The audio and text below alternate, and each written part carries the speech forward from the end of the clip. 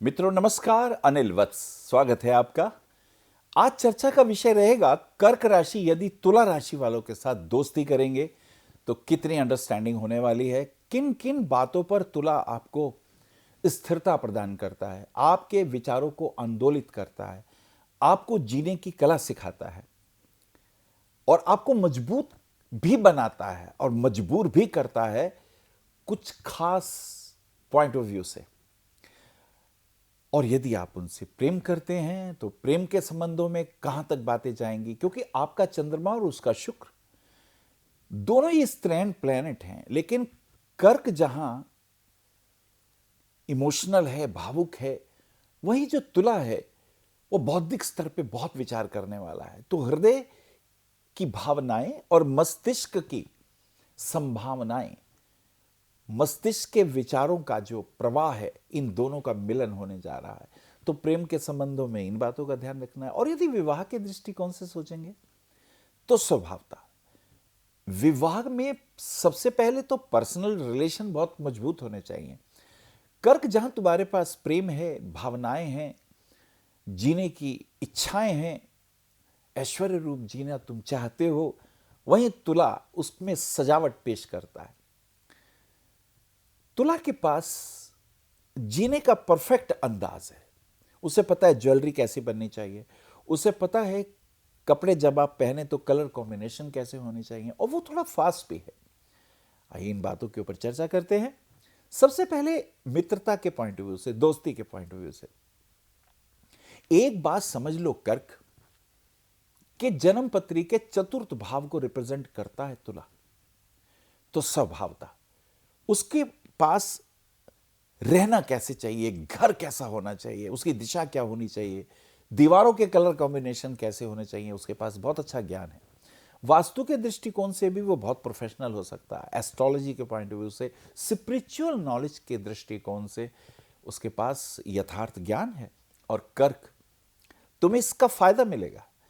तो जब तुम उसके साथ दोस्ती करते हो तो स्वभावता घरेलू चीजों के प्रति क्या क्या चीजें जरूरी हैं, घर का कमरा कैसा होना चाहिए, कलर क्या हो, पर्दे किस रंग के हों, फ्लावरिंग किस तरीके की होनी चाहिए, कहां पर कौन सी चीज सुसज्जित हो, आई थिंक बहुत अच्छा मित्र हो सकता है वो तुम्हारा। उसके शुक्र के पास गति है, तेजी है, और वो प्रेरक भी है, वो मोटिवेटर भी है, वो व्यवहारिक भी है। तो तुम्हारी कल्पनाओं को साकार रूप देने के लिए तुला बहुत अच्छा मित्र हो सकता है तुम्हारा।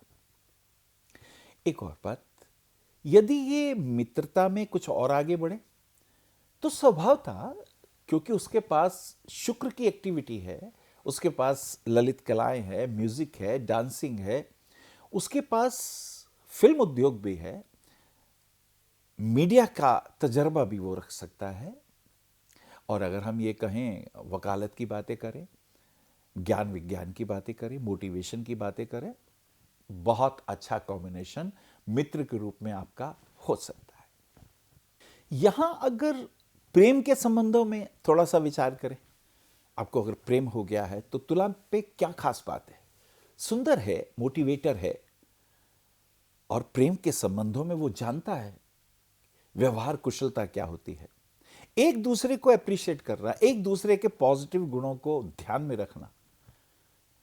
तो तुला के पास ये खूबियां हैं। पर हां, चूंकि वो वैचारिक रूप से ज्यादा सक्षम है, ज्यादा मोटिवेटर है, तो कर्क तुम्हें इस बात का ध्यान रखना होगा उसके साथ चलने में।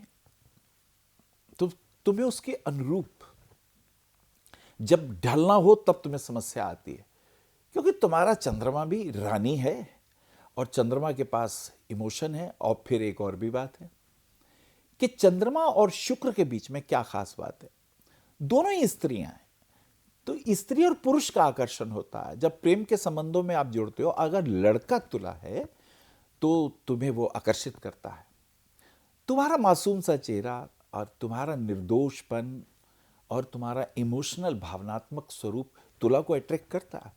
लेकिन तुला के पास फास्ट मूव करने की कुछ विशेष क्षमताएं हैं। जब तुम प्रेम के संबंधों में पड़ते हो तो उसे जल्दबाजी है, वो चाहता है कि जल्दी जल्दी हम अपने जीवन में निर्णय, अगर विवाह करने जा रहे हैं तो निर्णय हम जल्दी से लें। उसके पास आतुरता है, आतुरता तुम्हारे पास भी है, लेकिन अगर वो उत्तर प्रॉपर ना दे, तुम निराश होने लगते हो।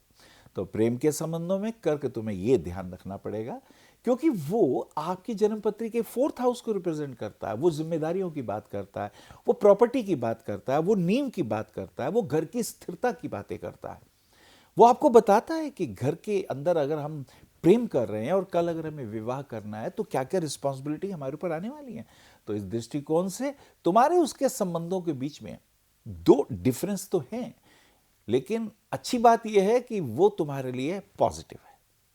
और अगर विवाह के दृष्टिकोण से आप तुला के साथ जाना चाहते हैं तो तुला में एक खास बात है, वो भविष्य के प्रति चिंतित है। भविष्य में कितनी एफडी हो गई हैं, भविष्य में क्या क्या हमने लाइफ एश्योरेंस कराई हुई है, कितना रुपया हमने जोड़ा हुआ है, वो भविष्य की ओर बहुत चिंतित है। और कर्क, तुम आज में अभी में उत्सुक हो। ये विशेष डिफरेंसेस रहेंगे।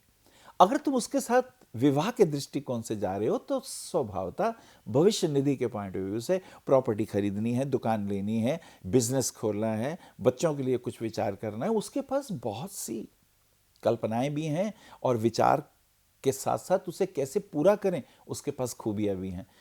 पर तुम तो आज और अभी जीना चाह रहे हो ना, तो तुम उदास होने लगते हो। तुम्हें लगता है वो अभी तुम्हारे पास है ही नहीं, वो हमेशा आगे की सोच के बात कर रहा है। और मुझे लगता है प्रेम तो अभी किया जा सकता है और दोस्ती भी अभी होती है, और विवाह के दृष्टिकोण से जरूर कल भी हमें क्या करना है, उस दृष्टिकोण से वो संबंध ज्यादा अच्छे हैं। लेकिन तुम्हें हमेशा एक परेशानी ये रहेगी कि तुम अभी इसी क्षण कुछ करना चाहते हो और वो हमेशा भविष्य की सोच के प्लानिंग करेगा। तुम्हें अभी किसी को गिफ्ट देना, वो कहेगा नहीं रुको, अभी जरा आने दो ना, उसका कहीं मैरिज एनिवर्सरी आएगी तो गिफ्ट दे देंगे, उसकी जब हैप्पी बर्थडे आएगा तो दे देंगे। तुम्हें लगता है अभी लिया अभी दे देना, अच्छा लग रहा है ना, पर वो प्लानिंग करेगा। तो इस संबंधों में तुम्हें आपस में तालमेल बिठाना होगा। तो मुझे लगता है समस्याएं भी हैं, छोटी छोटी बातों पर समस्याएं आ जाएंगी। और वो शुक्र है, शुक्र के पास रूप है, वैभव है, ऐश्वर्य है, भौतिकताएं हैं। अच्छा वाहन होना चाहिए, वाहन का कलर कॉम्बिनेशन कैसा होना चाहिए, फ्लावरिंग कैसी होनी चाहिए, घर में म्यूजिकल सिस्टम कैसे होने चाहिए, घर की सुगंध किस प्रकार से होनी चाहिए। तो आई थिंक ये सारी चीजें बहुत पॉजिटिव हैं उस तुला के पास। लेकिन फिर भी वो भविष्य की ओर सोचेगा, वो मोटिवेटर है, वो फास्ट है, उसके पास रूप भी है और उस पर गर्व भी करता है। और मुझे लगता है चंद्रमा, जब तुम उसके साथ प्रॉपर नहीं चल पाते, क्योंकि तुम जल तत्व हो, वो वायु तत्व है। जल का भूमि के साथ संबंध बहुत अच्छा होता है, लेकिन वायु के साथ वो एक फास्ट मोटिवेटर है। अगर तुम उसके साथ इस तरीके से एडजस्ट कर सको तो तुमने अच्छा साथी चुन लिया है। और अगर ऐसा नहीं है तो तुम हमेशा डिप्रेशन में जाने वाले हो, परेशान होने वाले हो। तुम्हें लगेगा मेरी परवाह ही नहीं है, मुझसे पूछा ही नहीं है, अपने आप ही निर्णय कर लेते हैं। लेकिन अगर आपस में तुम ये अंडरस्टैंडिंग बना सकते हो तभी तुम विवाह के दृष्टिकोण से आगे जा सकते हो, वरना दोस्ती के पॉइंट ऑफ व्यू से वो बहुत अच्छा है। प्रेम संबंधों में भी कोई बुरा नहीं है। विवाह के दृष्टिकोण में प्रॉब्लम आने लगती है, क्योंकि जब वो तुम पे अधिकार जमाने लगता है, जब वो तुम्हें जिद करता है कि नहीं ऐसा ही होना चाहिए, वो उसकी खूबी भी है, तब तुम्हें लगता है कि तुम्हारे व्यक्तित्व का क्या होगा, तुम्हारी सोच का क्या होगा। और मुझे लगता है तुम जहां इमोशनल हो, भावुक हो, हृदय के तल पर हो, वो मस्तिष्क के तल पर है।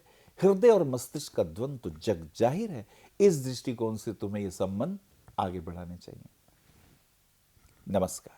आप आचार्य श्री अनिल वत्स जी के ज्योतिष व ध्यान संबंधी प्रोग्राम www.astroanilvats.com व मासिक राशिफल YouTube पर भी देख सकते हैं। विशेष जानकारी के लिए संपर्क करें भविष्य कथन VE 279 गली नंबर 6 हरिनगर न्यू दिल्ली 110064। हमारे फोन नंबर है 9891739999 और 9818189993 और 8860006030 और 9810880002। हमारी वेबसाइट है www.bhavishyakathan.org। ईमेल है acharyaanilvats@gmail.com। अपॉइंटमेंट के लिए संपर्क करें सुबह 11 बजे से शाम 6 बजे तक।